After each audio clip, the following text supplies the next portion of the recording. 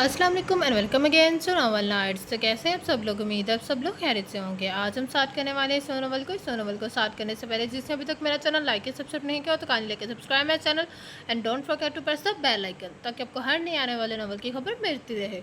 तो चलिए स्टार्ट करते हैं। मैंने तुझे कहा था ना आसमां से दूर रहना। हसन बुखारी की दबी दबी आवाज़ में गज़ब का रंज था। जनानियों की तरह रह करने की ज़रूरत नहीं। मैं अस्मा के नज़दीक गया था। मैं दिलो जान से तस्लीम करता हूँ। उसने सीने पे हाथ रख कर एहसन बुखारी के सामने झुक कर यूँ एतराफ़ किया जैसे बड़े फ़ख्र की बात हो। खान बख्त बुलंद खान के इस हाई लेवल के मजाक उड़ाते अंदाज पर पहली बार उसके अपने ग्रुप को रंज हुआ। उसकी ज़हनी हालत दिन ब दिन उबतर होती जा रही थी। जब जब कोई नई लड़की उसके फेंके हुए दौलत के जाल में फंसती वो औरत ज़ात से मज़ीद मुतफ़क्र हो जाता। मैं उसके करीब गया था तो वो मेरे नज़दीक ना आती, कम से कम इतनी सी वफ़ा तो दिखाती तुमसे। उसने दाएं अंगूठे और शहादत की उंगली को मिलाकर इतनी सी का इशारा दिया। बात यह है ब्रादर्स मोहब्बत वफ़ा वगैरह वगैरह कुछ नहीं होती। पैसा फेंको, हर शय ख़रीद लो, मोहब्बत और औरत भी। एहसन उसके ताने पर चुप कर गया कि बात सच थी। अगर वक्त बतवजा हुआ था तो अस्मा और वो तो 6 महीने से रिलेशनशिप में थे। वो वक्त को मस्बत रिस्पॉन्स नहीं ना देती। अस्मा ने उस जैसे का कॉमन मैन पर वक्त बुलंद जदी पश्ती वडेरे को तरजीह दी थी। सादा अल्फाज में स्टेटस और अमारत को चुना था। एहसन का दिल चाहा एक बार उसे कॉल करके खूब भड़ास निकाले। उसे कहे बेवफा औरत जिसके जाल में फंसी हो वो तुम्हारे इकरार के बाद पलट कर भी नहीं देखेगा। तुम्हें लगा तुम झटपट वडेरी बन जाओगी तो बिल्कुल गलत लगा था। ये जागीरदारी शादियां अपने ख़ानदान में ही करते हैं, बाहर उनके ताल्लुक़ होते हैं, बीवियां नहीं। बख्त बुलंद तो वडेरे होने के साथ साथ नफसियाती भी है। जो लड़की उसकी तरफ मतवजा हो जाती है वो उसे ढीले किरदार का सर्टिफिकेट लम्हों में पकड़ा देता है। जो उसके चंगल से बच निकलती है वो दिल से उसकी इज्जत करने लगता था। इतने सालों के साथ उसने उन सबको इसकी आदतों और नफ्सियात के मुकम्मल तौर पर जानकारी दे दी थी। किधर गुम हो गए? गुस्सा ठंडा नहीं हुआ? लाशारी ने उसके आगे हाथ निचाया। गुस्सा ठंडा हो गया है। खान ठीक कह रहा है। शुक्र है तेरा दिमाग ठिकाने पर आ गया। उसी खुशी में अच्छा सा लंच मेरी तरफ से। बख्त बुलंद की पेशकश पर सब ने या हू का नारा लगाया। एहसन भी खुद को नॉर्मल करता करता उसकी मर्सिडीज जीप में घुस गया। अस्मा के लिए बख्त बुलंद खान जैसे यार बाश लेकिन संकी वडेरे को गनवाना अक्लमंदी नहीं थी। पाइन आप पंचायत बुला ले। खुदा के मार उन बलोचों पर हमारी ज़िंदगी अजाब बना डाली है जैसे हमें रुला रहे हैं। खुदा करे ये भी ऐसे ही रोए। सलेमा भल भल रोने लगी तो मुस्तफ़ा चौधरी को आंसू जब्त करना और भी मुश्किल हो गया। उन 7 महीनों ने उन्हें पहलू ठीक है बेटे से जुदाई के साथ साथ परेशानी और ढेर बीमारियां भी दी थी। सलेमा ने आंखें रगड़ी और उठकर भाई के पास आ बैठी। मुस्तफ़ा चौधरी छोटी बहन को सवाली नज़रों से देख रहा था। पाइन पंचायत बुला लें, उनको हर मुतालबा मान ले। 5वीं के 5 एकड़ उनको दे दे लेकिन मुर्तज़ा को बचा ले। वो उनकी दिल की हर बात कर रही थी। सुलेमान हज़ारों एकड़ के मालिक 5 एकड़ के लिए खून माफ़ नहीं करेंगे। उनकी नज़र सामने उठी और आवाज़ उभर गई। सुलेमान ने भाई की नज़रों के ताक़ुब में देखा। सुलेमान ने भाई के नज़र के ताक़ुब में देखा। एक बार तो उसका भी रंग फ़क हुआ, फिर जैसे फ़ैसले पर पहुंच गई। पाइन मुर्तज़ा को फांसी के तख़त से बचा लें, उसके लिए चाहे उसे ही कुर्बानी करनी पड़े। सदियों से बहनें भाइयों पर जान मारती आई हैं, उसमें कुछ अनोखा नहीं होगा। हमारे ख़ानदान का इकलौता वारिस है मुर्तज़ा। भले हम सब सारे मर जाएं लेकिन उसे ज़िंदा रहना चाहिए। वो दोनों बहन भाई अब मिलकर रो रहे थे। सलेमा ने अपने भाई की नब्ज़ शानास थी, गमगुसार थी, तब से ज़्यादा हो गई थी जब से भरी जवानी में नूर बानो बेटी की पैदाइश पर चौधरी का साथ छोड़कर उबदी सफ़र पर रवाना हो गई थी। दोनों बहन भाई बिना बोले एक दूसरे का दिल पढ़ लेते थे। उसने अब भी भाई का दिल पढ़ने के साथ साथ अपनी रजामंदी भी दे दी थी ताकि जज के फांसी का हुक्म सुनाने से पहले मुस्तफ़ा चौधरी बलोचों से सुलह की हर मुमकिन अपील निकाल ले, चाहे कसास में बेटी ही क्यों ना देनी पड़े। वो बेटी जैसे सुलेमान ने भतीजी नहीं बेटी की तरह पाला था। हत्ता कि शादी के बाद भी उसे लाहौर ससुराल साथ ले गई थी। वो भतीजी नहीं बल्कि उसकी पहली औलाद की तरह थी। दोनों बहन भाई 7 महीने से जो बात एक दूसरे से कहने से डरते थे, आखिरी पेशी और वकील के मासरत ख़्वाहाना अंदाज पर डर कर बिलाखिर तारीख से 2 दिन पहले नतीजे पर पहुंच ही गए थे। फैसले पर पहुंचकर मुस्तफ़ा चौधरी के बदन में जैसे बिजली भर गई। उन्होंने दर पर फ़ोन कॉल्स करके जहर के बाद पंचायत के सरगर्दा लोगों को इकट्ठा करने होने पर रजामंद कर लिया। सलीमा ने भाई के और ऊंचे शिमले से गंदम के दानों से भरा थाल वाड़ा और निगरानी के हवाले कर दिया। उसके तीनों लड़के और चौधरी मंजिल की इकलौती लड़की बारी बारी मुस्तफ़ा चौधरी के सीने से लगे यूं जैसे हौसला दे रहे हों। वो जब्त करते हुए पंचायत पे पहुंचने के लिए लोहे का स्याह गेट पार करके सामने ही ड्राइवर गाड़ी स्टार्ट की खड़ा था। उन्होंने अपनी अब तक की जिंदगी में बेशुमार पंचायतों का सरकर्दा फर्ज की हैसियत से हजार फैसले किए और कराए थे। आज तो जैसे ने ना सर पे आसमान था ना पैरों के नीचे ज़मीन। जी चौधरी साहब पंचायती सवालिया नज़रों से देख रहे थे। उन्होंने खड़े होकर अपने ऊंचे शुबले वाली पगड़ी उतारी और काली हवेली के बलोचों के सामने रख दी। मैं सिला चाहता हूँ, मैं अपने बेटे मर्तज़ा के लिए माफ़ी चाहता हूँ। अब जब पता चल गया है बेटे को फांसी पकी है तो माफ़ी का ख्याल आ गया। पहले की तरह अब भी कहो, हर अदालत में जाओगे और हार नहीं मानोगे। नज़र बुलंद, ज़ुबान को मुंह में रखना सीखो। उससे पहले कि पंचायत खान नज़र बुलंद की झाड़ पूंछ करती, बुलंद इकबाल खान ने बेटे को बुरी तरह झड़क दिया। चौधरी मुस्तफ़ा ने आंखें झुकाकर भराई आवाज़ में बात जारी रखी। सिलानामे के लिए छोटी नहर वाली खूनी अराजी और बाजू देने के लिए तैयार हो। यूँ लगा जैसे मौजूद तमाम लोगों को सांप सूख गया हो या उन्हें उनकी बात समझ ही ना आई हो। अभी तक उस इलाके में पंजाबियों ने खून बहा में सराइकों के हाँ अपनी औरतों के रिश्ते नहीं दिए थे। मुकामी सराय की तकसीम से मुकब्बल उसके उस इलाके के मकीन अलबत्ता आपस में अपने झगड़े बाजो यानी रिश्ते लेकर या देकर निपटा लिया करते थे। अब अगर चौधरियों की तरफ से पेशकश रखी गई थी तो यकीनन सारे फ़ायदे नुकसान सोच कर ही रखी गई थी। चौधरी मुस्तफ़ा जानता था उसके बेटे के हाथों काली हवेली का जवान साला बेटा कत्ल हुआ है। हवेली वाले सैकड़ों मरब्बों के मालिक हैं और पूरे पाकिस्तान में ट्रांसपोर्ट का वसी और अरीज कारोबार चला रहे थे। वो छोटी नहर वाले 5 एकड़ के इवज़ हरगिज़ चौधरी मुर्तज़ा को कत्ल का मुआफ़ नहीं करने वाले थे। जब ही तो उन्होंने साल से तनाज़े का सबब बनने वाली अरासी के साथ बेटी का रिश्ता सामने रखा था। ज़मीन देकर सुलह करने आम था, लेकिन गैर बरादरी के साथ साथ दूसरे कल्चर में बेटी देना यहाँ बेइंतहा बुरी और ज़िल्लत आमीज़ बात थी। ख़ास तौर पर चौधरी मुस्तफ़ा का ख़ानदान और बरादरी इस ज़मन में ज़्यादा करते। वो मुकामी सराइकों के यहाँ बेटी देने से ज़्यादा कत्ल करने पर मुत्तफिक थे। इलाके के मकीन मेल जोल में एक दूसरे से भले सब ही अच्छे थे, खुशियाँ गम इकट्ठे मनाते थे, लेकिन रिश्ता सिर्फ बरादरी और हम जुबान में लेते और देते थे। इस ज़मन में दोनों तरफ मजहबी अहकामात भी नज़रअंदाज कर दिए गए थे। बेटी का रिश्ता सामने रखने के सारे इलाके के सरकर्दा लोगों को अंदाज़ा हो गया कि चौधरी किस कदर तकलीफ़ में है और कितना टूट चुका है। हर हाल बेटे को मौत से बचाना चाहता है। फिर जैसे एक साथ पंचायत में मक्खियों की भन भन जैसी सरगोशियाँ उभरने लगी। यहाँ तक कि सरगोशियाँ ऊंची आवाज़ों में ढल गई। चौधरी मुस्तफ़ा वापस अपनी जगह पर बैठ गए। जी खान साहब, आप क्या कहेंगे? बुलंद इकबाल खान अभी तक हैरत ज़दा था। उनके सानो गुमान में भी ना था चौधरी बाजू के एवज़ मुआफ़ी की पेशकश रख देगा। उन्होंने छोटे भाई फरजंद इकबाल की तरफ देखा। आखिर को उनका बेटा कत्ल हुआ था। पीड़साई हमें आपसी गाला महार आपस में बातचीत के लिए वक़्त दरकार है। खान जी, सारा वक़्त ही आपका है, लेकिन पंचायत ये चाहती है आप पेशकश कबूल कर लें। इससे इलाका एक और जवान मौत के सदमे से बच जाएगा। हवेली का बेटा वापस नहीं आ सकता, लेकिन चौधरी का घर सुनसान होने से बच सकता है। आपकी हवेली में खान दिलावर की जगह नया फर्द आ सकता है। बरसों से तनाज़े का सबब बनी अरासी मकतूल दिलनवाज खान के बालों बच्चों को दे सकता है। इस तरह निकाह से 2 बड़ी बरादरियों में रिश्तेदारी भी हो जाएगी। ये रस्मी बातें हर खून बहा में दी जाने वाली औरत के बारे में की जाती थी, लेकिन सब जानते थे वो कातलों की बहन बेटी रहती थी। उसे घर का फर्द कोई नहीं बनाता था, इसलिए रिश्तेदारी का सवाल ही नहीं उठता था। वो सिर्फ मुश्क सितम और बदला लेने का जरिया होती थी। खान पक्के डेरे से ज़रा दूर हटकर अपने सलाह मशवरे में मशरूफ़ हो गए। पंचायत में हुक्कों की गड़गड़ाहट अरूज पर पहुंच गई। चौधरी मुस्तफ़ा भरी आंखों के साथ मौत की तरह फैसले का इंतजार करने लगे। मखदूम शकील ने उनके कंधे पर हाथ रखकर पेश कीमत हक्के की उनकी तरफ बढ़ाई। चौधरी साहब, दिल बड़ा करें, हम यहाँ से मुर्तज़ा चौधरी की मुआफ़ी का फैसला लेकर ही उठेंगे। अगर खान नहीं माने तो उनका अंदाज डरा था। साईं, वो इतने बेवकूफ़ नहीं है कि पंचायत का फैसला ना माने। आखिर को इसी इलाके में रहना है। चौधरी मुस्तफ़ा को एकदम इत्मीनान हुआ कि यह हकीकत तो वो भी जानते थे। कौमी असम्बली और इक़्तिदार भी बैठे मखदूमों से बदलोज चाह कर भी बिगाड़ नहीं सकते थे। आखिर को बिजनेस चलाने के लिए उन्हीं सियासतदानों की ज़रूरत पड़ती थी। यही सियासतदान ब्यूरोक्रेसी की डोरियाँ हिलाते थे तो उनके रखे काम होते थे। हमें खान नज़र बुलंद के लिए ये रिश्ता मंजूर है।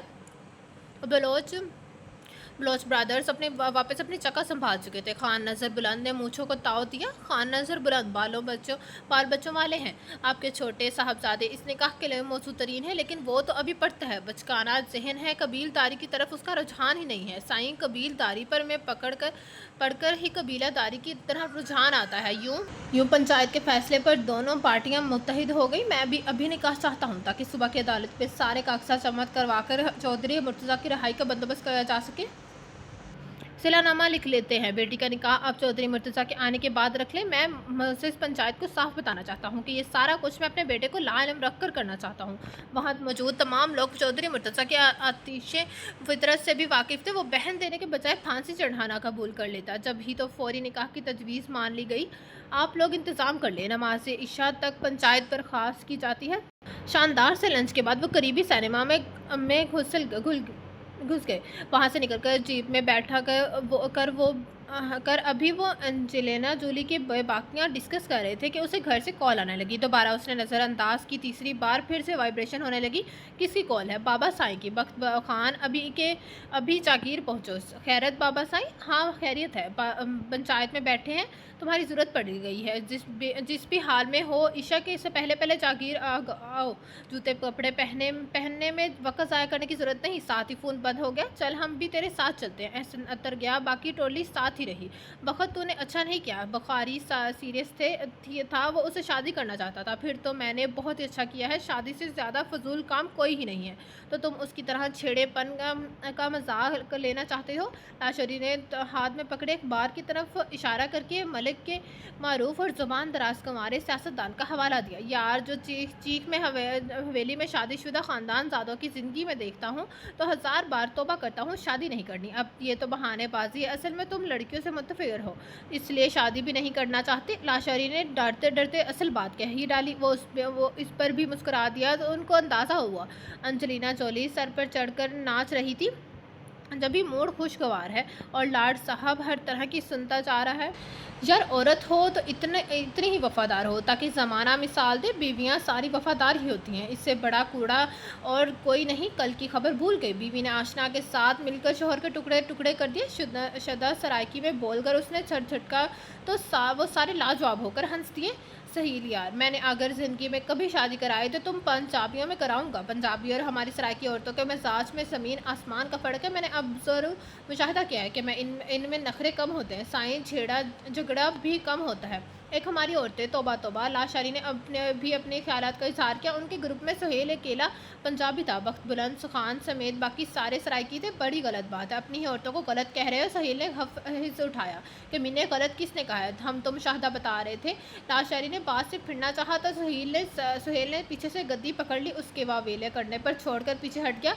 यार, मैं किसी को अच्छा बुरा नहीं कहता। मैं तस्लीम करता हूँ कि हर कल्चर मुख्तलिफ है। सराइकी कल्चर पंजाबी से मुख्तलिफ है। मैं दोनों की लहदा शनाख्त तस्लीम करता हूँ और दोनों का एहतराम करता हूँ। सुहेल ने अपने ख्यालात उन तक पहुँचाए तो वो लाबालीपन से मजाक उड़ाने लगे।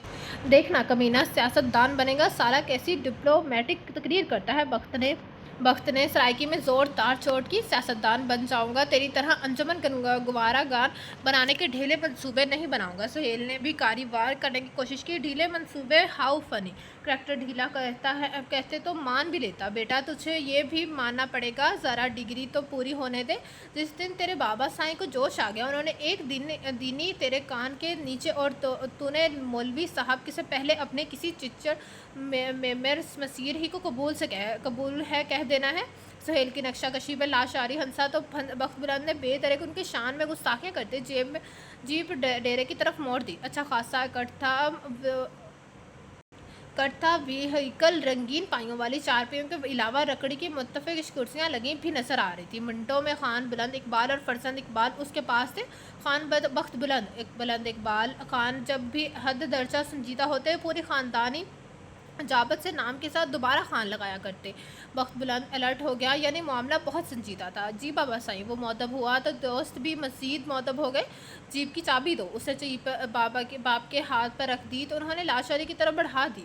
पुत्र, आप लोग गाड़ी में बैठे, हमें ज़रा छोटे खान से तन्हाई में गाल बात कर लें। वो सादतमंदी से दोबारा जीप की तरफ बढ़ गए।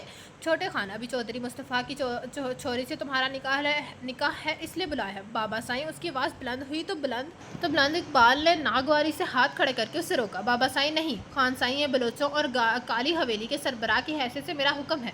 अगले आधे घंटे बाद वो जज्बाती और माली और मुआशरती तौर पर ब्लैक मेलिंग का शिकार होकर निकाहनामे पर दस्तखत करने के लिए तैयार बैठा था। चौधरी, एक बार फिर से सोच लो, खानज़ादा बख्त मेरे पोते वाले कॉलेज में ही पढ़ता है। बड़ा तंग मजाज और खुद परस्त सा छोड़ा है। खान नजर बुलंद बड़ी अच्छी ऑप्शन बन सकता है। मैच्योर और ज़माना साज बंदा है, चाहेगा तो दूसरी बीवी की हैसियत हवेली में जल्द तस्लीम करा सकता है।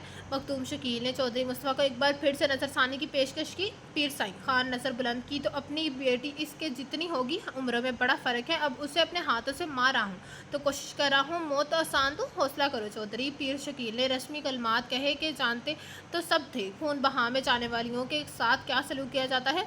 निकाह के बाद चौधरी मुस्तफ़ा घर खड़े हो गए। हवेली की मानत को मैं खुद हवेली के दरवाजे पर छोड़ जाऊँगा।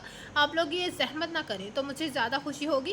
किसी को भला क्या एतराज़ हो सकता था। खानजादों ने मूँछों को मज़ीद ताव दिया कि अब चौधरियों को इतनी औकात ही रह गई है जो खुद बेटी को काली हवेली छोड़ कर जाएंगे।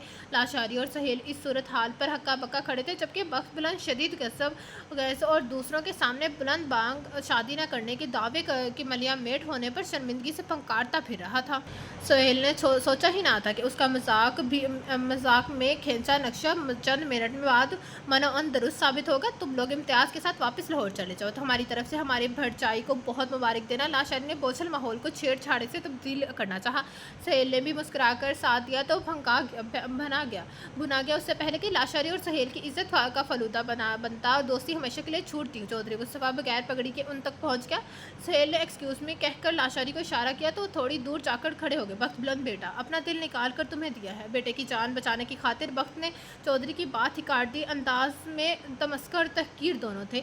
जब बाप बनोगे तो समझ जाओगे जवान बेटी का लाशा बूढ़े बाप के लिए कितना वजनी होता है। लाशा उठाने से बेहतर है वो अपने सीने से दिल निकाल कर फेंक देना ज़्यादा मुनासिब समझता है। खुदा के इंसाफ से डरने वाले लोग दिल की तौकीर जानते हैं। उसे रोंदने के बजाय पैरों से उठाकर एहसास की तरह सीने के दाएं जानिब सजा लेते हैं। कहना तो बहुत कुछ था लेकिन अब फ़ायदा नहीं। आपसे पहली और आखिरी मुलाकात का तासर दिल में खुशगवार लेकर मरना चाहता हूँ। अब जो ऊपर वाले की रज़ा, वो बगल में दबी पगड़ी अपने मुलाजिम की तरफ फेंक कर मजबूत कदम उठाते अपनी सोकार की तरफ बढ़ गए। वक्त ने पीछे दांत पीसकर उन्हें कमला बुढ़ा संकी बूढ़े का खिताब किया। घर में उनका इस्तकबाल ख़ानदान की चंद सरकर्दा औरतों ने रोते हुए किया। पाई आगे वो लोग नहीं, अपनी बेटी को मैं अपने हाथों से दफना कर आऊँगा। हूर बानो आगे उनका सबक जवाब दिया गया तो वो भी रोने लगे। सरता पाँव सफ़ेद कपड़ों में मलबूस हूर बानो उनके सामने आ खड़ी हुई। सलेमा ने ही असरक के बजाय सफ़ेद कपड़े मुंतखब किए थे। उन्होंने बेताबी से बेटी को गले लगाया। अपने पिछले साल तो वो दुबई से उसके लिए बिजली से चार्ज होने वाली गुड़िया लेकर आए थे। चंद महीने पहले तो 15वीं सन में लगी थी। आज बेटी को फांसी के फंदे से बचाने के लिए उन्होंने अपनी शरीक हाथ की कार्बन कॉपी अपनी प्यारी बेटी कुर्बान कर दी थी। हुरबानो को मामले की संगीनी का तो अंदाज़ा नहीं था, पर बाप का बच्चों की तरह रोना रुला गया था। उसे सबके दरमियान छोड़कर चौधरी मुस्तफ़ा अपने ख्वाबगाह की तरफ बढ़ गए। चंद ही लम्हों बाद सुर्ख शनील की थैली हाथों में लिए वो वापस आ गए। बानो बेटा, ये तुम्हारी अम्मी की जेवरात हैं जो वो तुम्हारी शादी पर देना चाहती थी। चलो, डोली ना सही, जनाजा ही सही। आंसू की खिचड़ी दाढ़ी में जसब होने लगे थे। बानो, ये सारे बहुत कीमती जेवर हैं, उनको संभाल के रखना। तुम्हारी अम्मी की निशानी होने के साथ साथ तुम्हारे काम भी आएंगे। पुप्पी की नसीहत पर उसने इस बात में सर हिला दिया। अब हमें भूल जाना, इधर ही कुछ खाकर मर जाना, लेकिन हमारा नाम कभी ना लेना। सुलेमान ने उसे समझाया। दफना आओ, जनाजा पाई।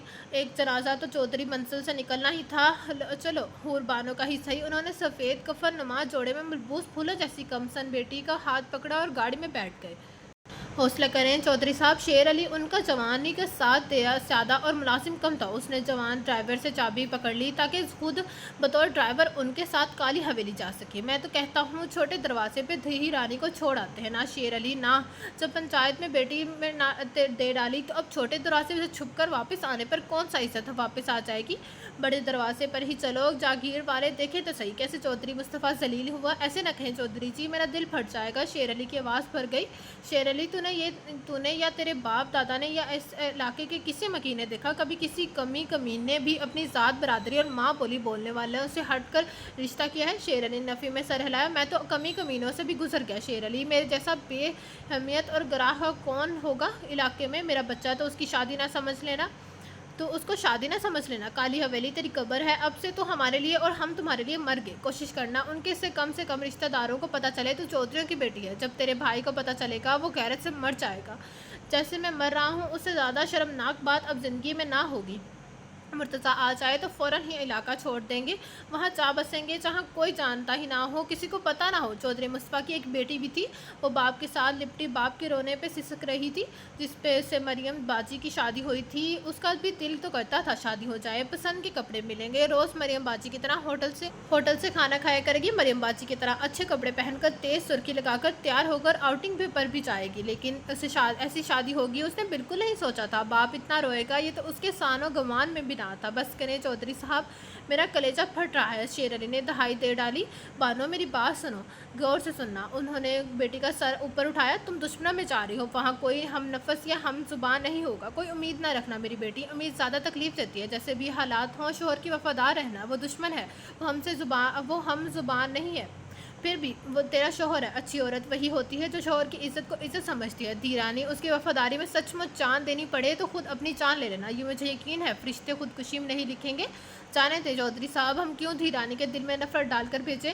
क्या पता कल को एक दूसरे के रिश्तेदार बनने में पर हमें फ़ख्र हो। शेर अली ने मतवाज़न लहजे में हकीकत से करीब तर बातें की तो चौधरी ने भी बात पलट दी।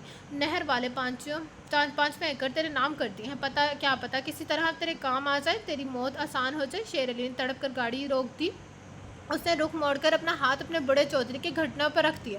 बस करें चौधरी साहब, बस करें।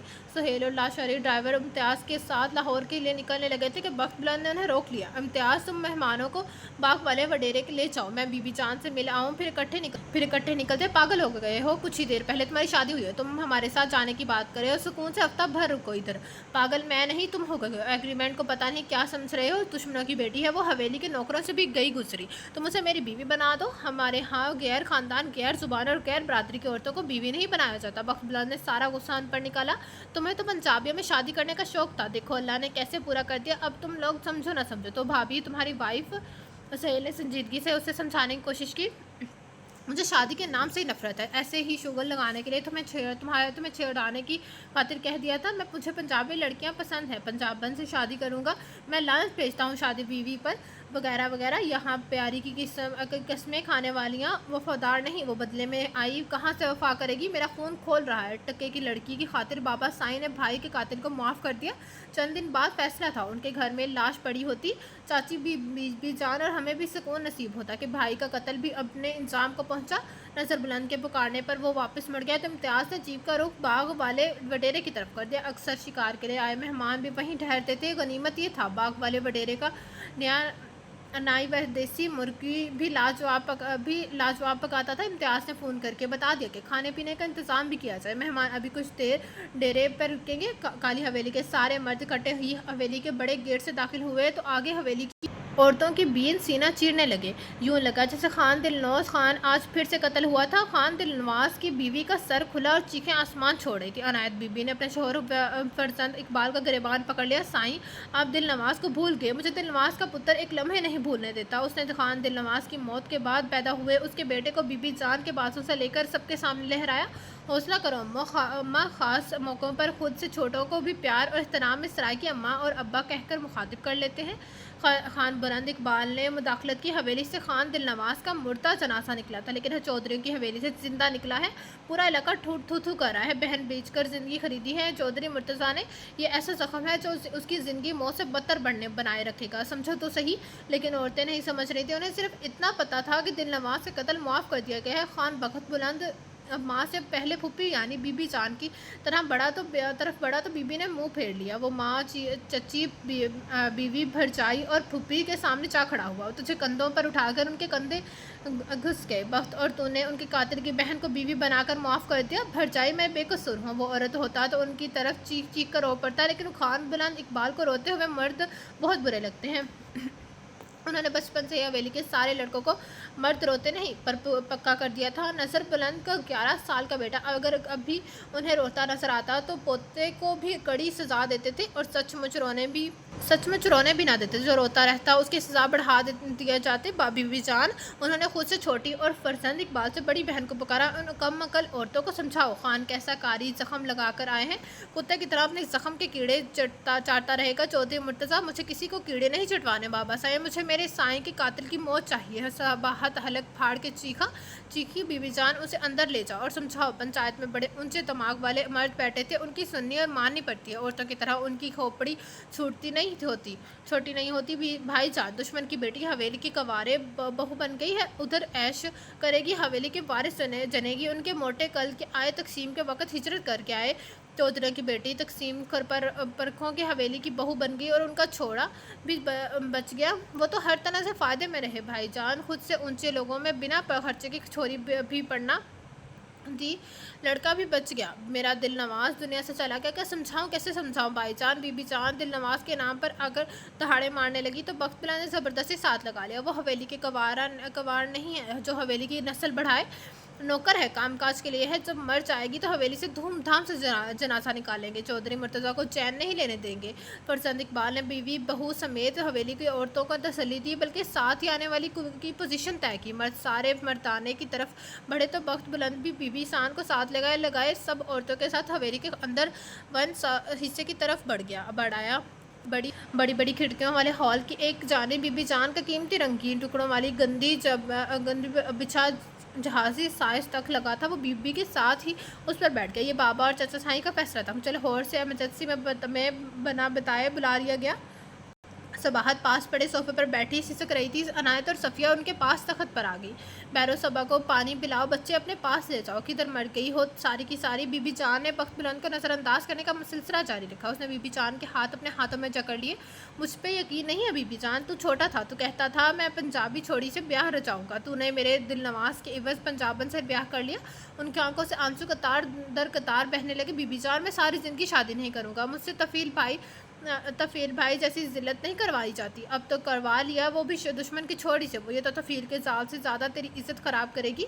सबाहत ने बालों को जूड़ा बांधते उसे जलती नज़रों से देखा। आप चचा साईं की बात भूल रही हैं भरचाई, मैं हवेली के सारे मर्दों को जानती हूँ। वक्त बताएगा कौन भूला है और कौन याद रखता है। सबाहत ने पास खड़ी अपनी 3 साल की बेटी को धक्का देकर पुश के बल गिराया और भागकर अपने कमरे में घुस गई। वक्त बुलंद ने तख्त से उठकर यतीम भतीजी को उठाकर सीने में भेज लिया। रोना नहीं मेरी माँ, अम्मा। उसने मोहब्बत बच्ची के गाल पहुंचकर सर पर होंठ रख दिए। वो बेरो भागी आई थी।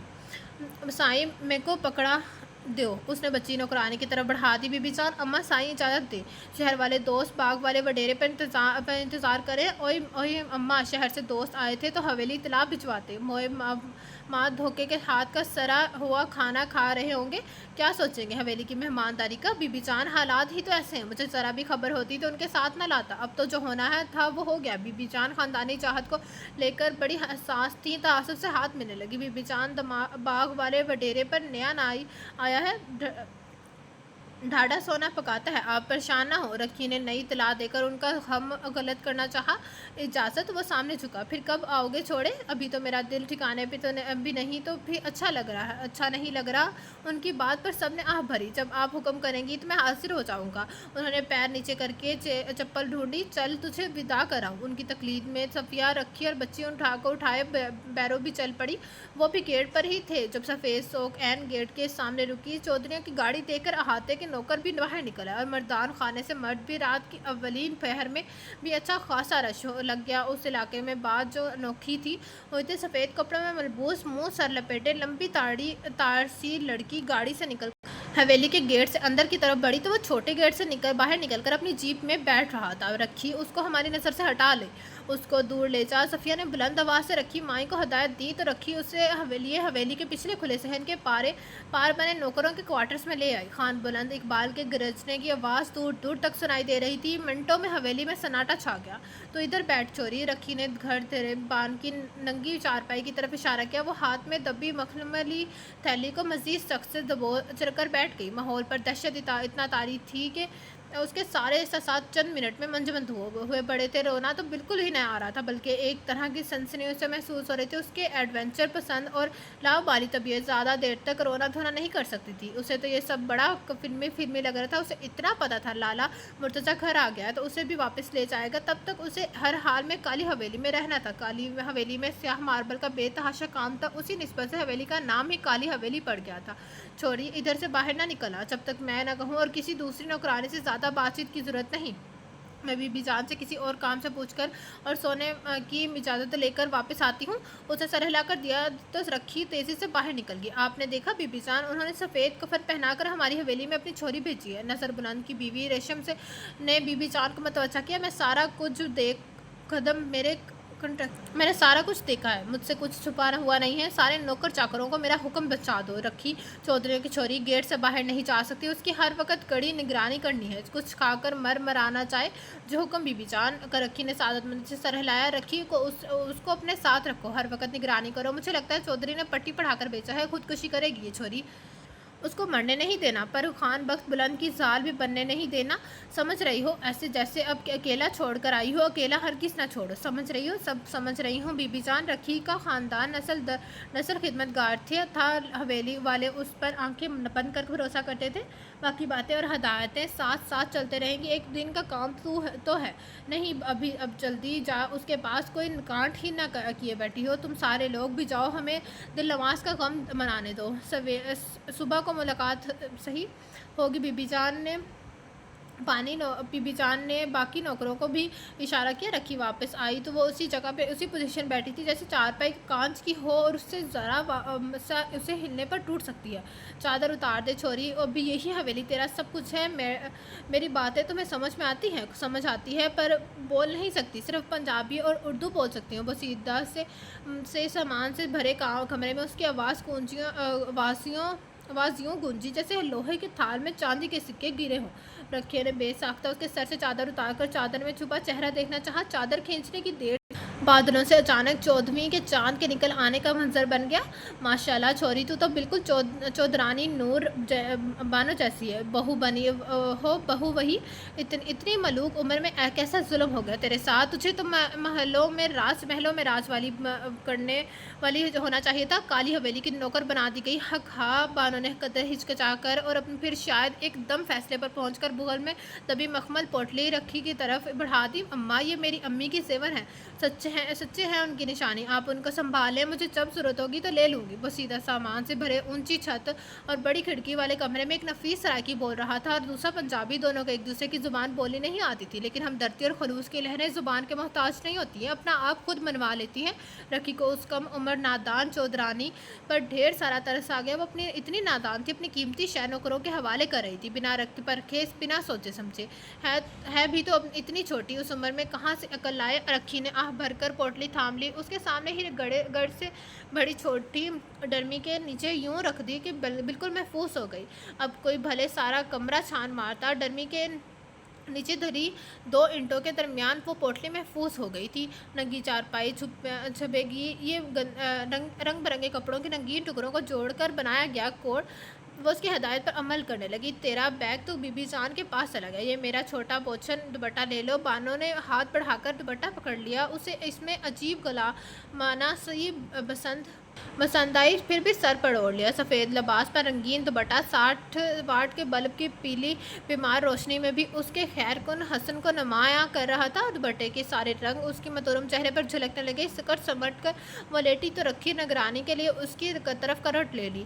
حالانکہ رکھی کو معلوم تھا یہ کم عمر نادان اور معصوم ہے، اقدام خودکشی کی طرف کبھی نہیں جا سکتی۔ رکھی اس عمر میں تھی جہاں برے بھلے کے لمحوں میں پہچان ہو جاتی، لیکن پھر بھی وہ اپنی ذمہ داریوں کو لے کر غافل نہیں ہونا چاہتی تھی۔ مزید اطمینان کر لینا مناسب تھا۔ اس کے بار بار کروٹیں بدلنے سے اسے اندازہ ہوا اسے جلدی نیند نہیں آئے گی، تو رکھی نے فرض ادا کرنے کا آغاز کر دیا۔ حویلی والوں کو تعارف کرواؤں؟ پھر خود ہی شروع ہو گئی۔ خان بلند اقبال بڑے خان ہیں، فرزند اقبال چھوٹے ہیں، باہر کے معاملات میں حکم بڑے خان کا پتہ چلتا ہے۔ حویلی خان کے حویلی کے اندر ان کی بہن بی بی جان کا چلتا ہے. بی بی جان کا دل جیتنا بہت مشکل ہے. وہ جیت لو گی تو زندگی آسان ہو جائے گی، ورنہ کھال کھینچ کر اس میں بس پڑ دے گی. بی بی جان اتنی خوفناک ہے. ہاں، بی بی کو کاہل نکھوٹے لوگ پسند ہی کہاں. تابعدار اور بھاگ بھاگ کے صاف ستھرا کام کرنا نوکر چاکر پسند ہے. اس سے پہلے کہ وہ آگے بولتی، چارپائی سے ہلکی ہلکی خراٹہ نما سانسوں کی آواز آنے لگی. وہ سو بھی چکی تھی. رکی کو یاد آیا اس عمر میں وہ بھی ایسی ہی تھی. وہ اس کی تینوں بیٹیاں بھی بے فکر، آزاد، مست ملنگ. خان بلند اقبال خان بلوچ کا خاندان ڈی جی خان کے نواح میں صدیوں سے مقیم تھا. یعنی بلوچی خاندان مقامی تھا. قیام پاکستان کے وقت ہجرت کر کے نہیں آیا تھا. یہ جدی پشتی زمیندار لوگ تھے. ہزاروں ایکڑ اراضی کے مالک. حد نگاہ تک پھیلی یہ زرعی اراضی صدیوں سے خانوں کی جاگیر کہلاتی تھی. آس پاس مقامی ہندوؤں کی زرعی زمینیں بھی تھیں جو تقسیم کے وقت انڈیا شفٹ ہو گئے تھے. ایک طرح سے وہ ہندو بھی لٹے پٹے مہاجر بن کر واپس انڈیا پہنچے تھے. ان کو وہاں کہ پاکستان ہجرت آنے والے مسلمانوں کی زمینیں الٹ کر دی گئیں. یہاں آنے والے مسلمانوں کو انڈیا میں رہ جانے والی زمینوں کے عوض ان ہندوؤں کی زرعی اراضی کلیم کے عوض دے دی گئی تھی. چودھری مصطفیٰ کا خاندان گورداس پورے پاکستان آیا تھا. انہیں ان کی انڈیا والی زمین کے عوض جاگیر کے ساتھ ملحقہ زمین الاٹ کی گئی، جس میں 5 ایکڑ خانوں کی زمین کے درمیان آتے تھے. سوائے چھوٹی سی نہر کے کنارے والی یہ 5 ایکڑ انتہائی زیر خیز گویا فصل کے بجائے سونا اگلتے تھے. خان ہمیشہ سے چاہتے تھے وہ 5 ایکڑ زمین خرید لیں تاکہ آنے والے کسی بھی مہمان کو فصل دکھاتے ہوئے یہ کہنا نہ پڑے بیچ والی 5 ایکڑ چھوڑ کر آگے سے پھر ہماری فصل ہے. وہ ہر طرح کی کوشش کر چکے تھے مگر چودھری کسی طور بھی وہ زمین فروخت نہ کرتے تھے. نتیجتاً آئے دن چھوٹی چھوٹی باتوں پر تو کبھی سوئے والی پانی پر جھگڑا بنا رہتا. جب تک خاندان بلند اقبال اور چودھری مصطفیٰ خود زمینوں کی دیکھ بھال کرتے تھے تو یہ جھگڑا خوش اسلوبی سے نمٹ جاتا تھا. لیکن جیسے ہی فصل باڑی کی باغ ڈوری حویلی کے نوجوان نسل کے ہاتھ آئی اور ادھر سے چودھری مصطفیٰ کے اکلوتے بیٹے چودھری مرتضیٰ کے ہاتھ آئی تو جھگڑے خوش اسلوبی سے نمٹنا ختم ہو گئے. چودھری مرتضیٰ اور خان دلنوز آواز دونوں ہی کھڑب مزاج تھے. ایسے ہی ایک جھگڑے میں چودھری مرتضیٰ کے سیدھے فائر کی بدولت خان دل نواز قتل ہو گیا. بڑی تعداد میں دونوں اطراف کے چشمہ دید گواہ موجود تھے. چنانچہ چودھری مصطفیٰ کی ایڑی چوٹی کا زور لگانے پر بھی بیٹا پھانسی سے بچنا نظر نہیں آیا تھا تو اسے مقامی رواج کے مطابق بازو یعنی بیٹی دے کر صلح کرنی پڑی. چودھری مصطفیٰ جانتا تھا خان ان سے کہیں زیادہ بھاری پارٹی ہے. مرتضیٰ کو پھانسی لگوا کر انہیں ہی چھوڑیں گے، زمین کے عوض خون معاف بھی نہیں کریں گے. تب بھی اسے غیر لوگوں اور غیر برادری میں بیٹی دینا پڑی تھی. یہاں اکثریت سرائیکوں کی تھی. 99% کزن میرج تھی. برادری یا خاندان سے باہر رشتہ کرنا تو ہین سمجھا جاتا تھا. کالی حویلی والے تو حد درجہ احساس برتری کا شکار تھے کہ وہ جاگیردار ہیں، اس لیے ان کے ہاں باقی لوگوں سے بھی زیادہ تختی سے کزن ان میرج پر زور تھا تاکہ جائیداد تقسیم نہ ہو، گھر کے گھر میں رہ جائے. پھر بھی پھلتے پھولتے خاندان کی بدولت خان بلند اقبال نے بہت سے جدید فیصلے لیے تھے تاکہ آنے والے وقت میں خان فیملی مالی طور پر کمزور نہ ہو. صرف زرعی اور اراضی پر انحصار کرے کا وقت گزر گیا تھا. وہ جانتے تھے جنوبی پنجاب میں ان کے آنے والی نسل کا دبدبہ صرف زرعی اراضی قائم نہیں رکھ سکتا. خاندان کی آبادی بڑھتی جا رہی تھی. جاگیر تقسیم ہوتی تو شاید 2 مربع ہر فرد کے حصے میں آنے تھے، جبکہ اس سے زیادہ تو ہجرت کر کے آئے پنجابیوں کے پاس تھے. سو انہوں نے ٹرانسپورٹ کے ساتھ شوگر مل انڈسٹری میں بھی پیر جمائے. اب وہ آم اور کینو باہر ایکسپورٹ کرنا چاہتے تھے. اس مقصد اور ان کے شروع کیے بزنس کو ترقی دینے کے لیے حویلی کے لڑکوں کو اعلیٰ تعلیم یافتہ ہونا بہت ضروری تھا. سو وہ لڑکوں کو ڈنڈے کے زور پر بھی پڑھا رہے تھے. البتہ حویلی کی عورتیں ابھی بھی سرخ پاؤڈر اور اپنے حسن کو 2 آتشہ کرنے کی چکر میں ہی رہتی تھی تاکہ ان کے سائیں شوہر دوسری شادی نہ کر لے. پنجابیوں اور سرائیکیوں کے رسم و رواج بالکل مختلف تھے، بلکہ حقیقت یہ تھی مقامی لوگوں کے شادی بیاہ کے رسم و رواج یہ اسلام کے زیادہ قریب تھے. ان کے ہاں بیٹی ہونے پر ناک بھون نہیں چڑھائی جاتی تھی، جہیز نہیں دیا جاتا تھا. شادی کا خرچہ لڑکے والے اٹھاتے تھے. انڈیا سے ہجرت کر کے آئے پنجابی ساتھ ہندوانہ رسم و رواج میں مبتلا کٹر ذہن بھی لائے تھے. یہ مہاجر پنجابی مقامیوں کو تانا دیتے تھے کہ تم لوگ تو بیٹیاں بیچتے ہو، باپ بیٹی کے وٹے سٹے کی بدولت جب چاہے مزید شادی کر سکتا ہے. ہم تو بہت غیرت مند ہیں. یوں یہ नस्ल 70 साल से चली आ रही थी। दोनों कल्चर मजहबी हुक्म को बलाए ताक रख कर दूसरे कल्चर में बेटी देना तौहीन समझते थे। सारे इलाके में चौधरी मुस्तफ़ा पहला शख्स था जिसने बकौल लोगों के बेटी बेचकर बेटे की ज़िंदगी खरीदी थी। अब उनके लिहाज से जागीर में चौधरी से ज़्यादा बेगैरत तो बेहरमत शख्स कोई नहीं बचा था। इसलिए चौधरियों ने सरेआम कहा था, हमारे लिए बेटी मर गई। लेकिन हुरबानो का जहन अभी भी कच्चा था। उसे लगता था ये महज बातें हैं, चंद दिन बाद सब सेट होगा। बाबा लाला फुप्पो जिसने अम्मी की वफ़ात के बाद उसे पाला था, वो लोग उसके बगैर रह ही नहीं सकते। चनाचा सब ठीक हो जाएगा, या तो वो चौधरी मंजिल वापस आ जाएगी या फिर वो लोग हवेली आने लगेंगे। रखी दूध दोकर वो वापस आई तो तब भी वो बेफिक्री से सो रही थी। उसे इस छोरी की बेफिक्री पर रश्क आया। छोरी उठो, बीबी जान के पास आना है, जल्दी करो। वो जो खाल में भस भर देती है उसके पास। उसने अंगड़ाई लेकर रात वाली बात तक सीख चाही। रखी ने माथे पर बंदे दुपट्टे पर हाथ मारा। रखी की चिलचिलाहट पर वो मुस्कुरा खड़ी हुई। उसने उसे सबस का लगे खड़े में नाक भून चढ़ाकर मुंह हाथ धोया। अपना ब्रश साथ न लाने पर अफसोस किया और शीशम की पतली शाख से मिसवाक करने लगी। छोरी ये चोंचले बाद में करना, पहले बीबी के पास चलो। उसने मिसवाक वहीं के कच्चे शहर में बेफिक्री से फेंकी और शान बेनियाज़ी से कदम आगे बढ़ा दिए। दिल में जोश के साथ थोड़ा सा डर भी था। सलेमा कहती थी कि इस लड़की में बिल्ली की फितरत रची बसी है, घर में दिल ही नहीं लगाती है, हर वक्त कहीं ना कहीं जाने को पर तोलती रहती है। अब अपने घर के अलावा उसे दुनिया जहान के लोगों के रिश्तेदारों की सहेलियों के घर रहना पसंद है। वो चमक कर फुप्पो से पूछती थी, अपने घर में है ही क्या, सिर्फ पाबंदियों, बाहर ना झांको, लिपस्टिक न लगाओ, नमाज पढ़ो, भाग भाग कर लाले मुर्तज़ा और इन तीनों शैतानों की खिदमत करो। हो ख़ानदानी लोगों में ऐसा ही होता है, लड़कियां सारे अदब और अदाब का ख्याल रखती हैं, भाइयों की खिदमत करती हैं, मुकाबला नहीं करती। मैं तो करूँगी। और टांगे झलाकर असम से कहती तो सलेमान घूर कर उसे देख नज़र फेर लेती। बात नजर नहीं ना लग जाए, ऐसी कसब की ठान थी। ऐसा खैरा कुन तो उम्र चेहरा और हुस्न था। रखी ने हाल में दाखिल का लकड़ी का भारी मख्तफश दरवाज़ा तो खेला, फिर पूरा खोल दिया, जो कि हर दिन मामूल था। सुबह सवेरे खोल दिया जाता, रात सोने के वक्त ही बंद किया जाता। वो रखी के पीछे पीछे रही थी। तुम इधर किधर जा रही हो? अभी बाहर ही रहो, चूल्हे के पास जाओ। इधर बैरू ताजी मेघा नाश्ता बना रही होंगी, उनकी मदद करो। उसने कदम वापस मोड़ लिया, उस तरफ चल पड़ी।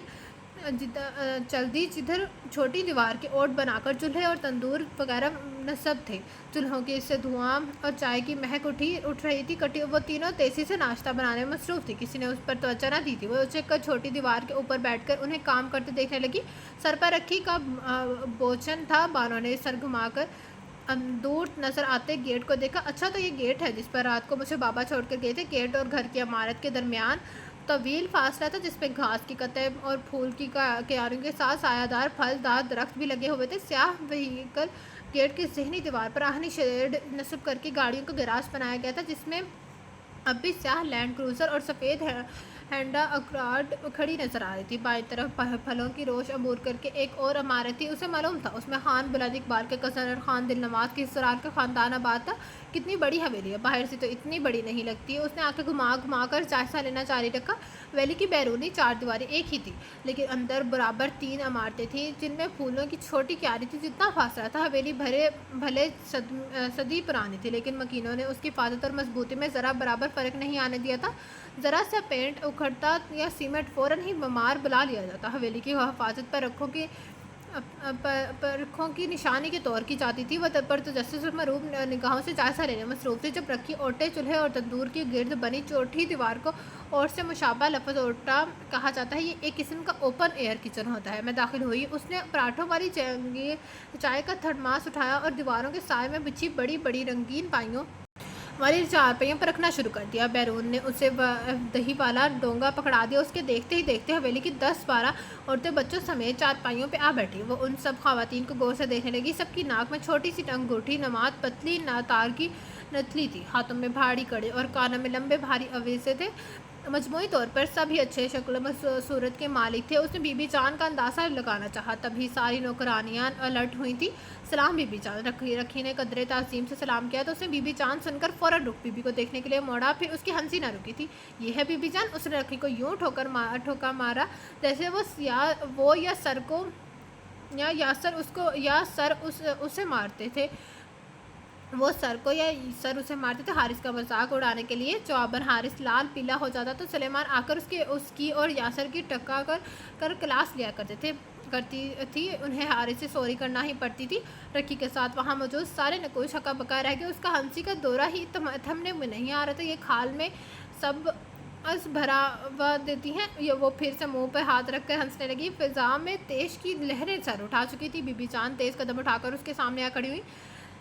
تمہیں کوئی شک ہے؟ وہ اپنے مخصوص لب و لہجے میں پوچھ رہی تھی۔ ہاں نا، وہ لہر سے ہنستی، میں نے تو سوچا تھا بی بی جان کوئی یہ بڑی سی لمبی سی عورت ہوگی۔ اس نے بازو اوپر اٹھا کر اشارہ کیا، ایک ہاتھ میں حقہ پکڑا ہوگا، اس کی پائپ یوں گھما کے مارتی ہوگی، شراب اور کھال اتار جاتی ہوگی، لیکن آپ تو وہ پھر ہنسی ضبط کرنے کے لیے لال انگار ہوگی، آپ تو بونی لگتی ہیں، چھوٹی سی اور کمزور بھی بہت ہے۔ اس نے صاف گوئی سے اپنے خیالات کا اظہار کیا۔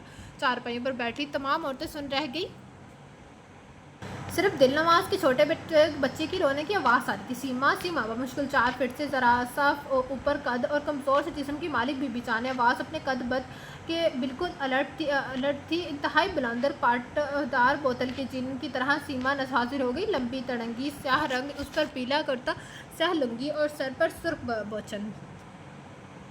سیما اس کو ڈیرے لے جاؤ، آج سے ڈیرے کی صفائی جانوروں کی صفائی کروا لو گی۔ بی بی جان آپ کا حکم ہو تو اس کے وڈیروں سے بھی کروا لوں گی۔ ایک میں نے ہنسنے کی وجہ سے سچ بتا دی، اوپر سے مجھے اتنی گندی سزا دے رہی ہیں، آپ کو تو مجھے شاباش دینی چاہیے۔ سیما کا زناٹے دار تھپڑ اس کے کان کے نیچے پڑا۔ بی بی جان کے سامنے آواز بالکل نہیں، جب تک وہ بولنے کا نہ کہیں تو بولنا بھی کہ نہیں سمجھ کی چھوڑی پا لگاؤں دوسرے کان پہ بھی، میری نظروں سے دور لے جاؤ اس کو۔ بی بی جان نے ہاتھ سے مکھی اڑائی اور دل نواز کے بیٹے کو اٹھا لیا۔ وہ ان کے پاس آتے ہی کلکاریاں مارنے لگا، اماں تو سب کو تو کھانا شروع کرو۔ انہوں نے باقی سب کو کھانے کی طرف متوجہ کیا۔ رکی گرمی آ گئی ہے اور 8 بجے ہی سورج تپنے لگا ہے، میرا خیال ہے ساری گندیاں کمبل رسائیاں دھو کر بند لوہوں اور لحافوں کا موسم نہیں رہا۔ جی بی بی جی، اور ہاں پہلے اس کی صفائی ستھرائی سکھاؤ، پھر باقی کاموں کی ٹریننگ دینا شروع کرنا۔ جب سے تیری چھوری بیاہ کر گئی ہے حویلی کے سارے کام ہو تو جاتی ہے، پر چپس نہیں آتی، اس کو ٹریننگ بھی دو، بالکل زہرا جیسا کام سکھا دو۔ کیسی واہیات اور اتری ہے، اس کے گھر والے ایسی ہی ہیں، بے عقل، بے فضول، ترٹ موئے، غصے کی زہری۔ ان کے تصور میں چودھری مرتضیٰ آ گیا۔ دل نواز کی موت کو 7 مہینے ہو گئے تھے، پر کل سے پھر سے زخم خون اگلنے لگا تھا۔ شادی کے محض 10 دن بعد جب وہ بیوہ ہو کر واپس حویلی آئی تو دنیا سے دل اٹھ گیا تھا۔ سگی خالہ کے گھر بیاہی گئی تھی، ماسی نے بہت زور بھی لگایا تھا چھوٹے دیور سے حق نکاح کر لو، پر بی بی نے حجر چنا اور پیچھے پلٹ کر نہ دیکھا۔